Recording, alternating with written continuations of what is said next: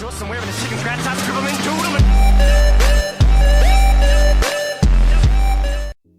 YouTube, how's it going? It's Willie Jump Sauce, and I'm back with another video for you guys. So, back at it again with the how fast can I record this, because I need to turn all the fans off in my room and it's really hot, so I'm like sweating while recording. I want you to imagine like somebody getting done riding a bike for about like 4.5 hours, just dripping with sweat, just minus I'm not wearing a helmet. Although, I mean, maybe I should. I don't know. I'll start wearing a helmet while I record stuff. So I got a saucy time for you guys, which was one of my little fortes that I would like to do. One of my little Matt fortes. So this one's kind of interesting, and it's got like a little bit of a backstory behind the backstory.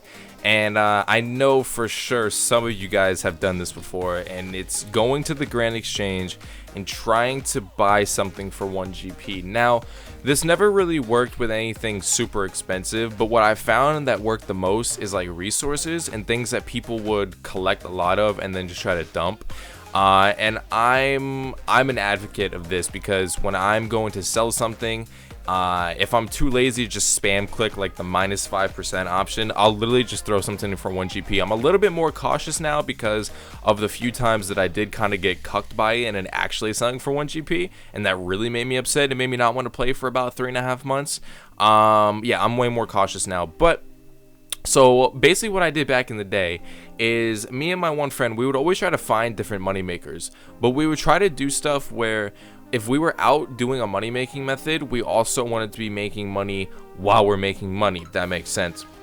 So we would always try to do like item flipping, or at least have like an herb run going, or like whatever it might be. We always tried to have like something small going with the main moneymaker. Now, when I say something small, this is usually when we would be like item flipping, like really small, minimal item flipping. But when we were able to just mess around, we'd have a few slots, like we had maybe 1 or 2 slots, we would just put something in for 1GP. I remember specifically, I would get like dragon bones and like chaos runes, and you really just have to look around, like raw things too, like raw lobsters and raw sharks, that kind of worked.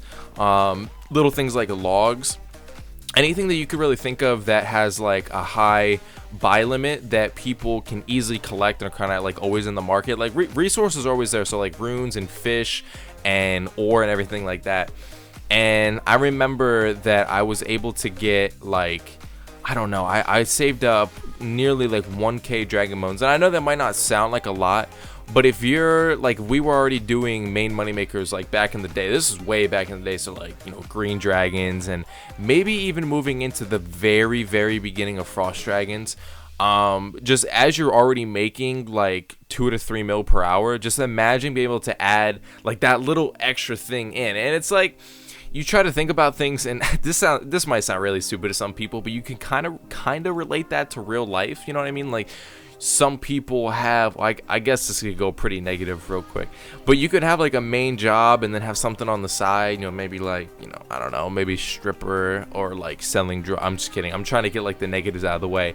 But like, I don't know, this is really dumb, but I did this back in the day too. Like, this is more of like IRL stuff. Have you guys ever heard of swag bucks? I used to try to go on there, and there was a Mac laptop that you could try to buy with swag bucks. I think that's what they're called, like swag tokens or swag bucks.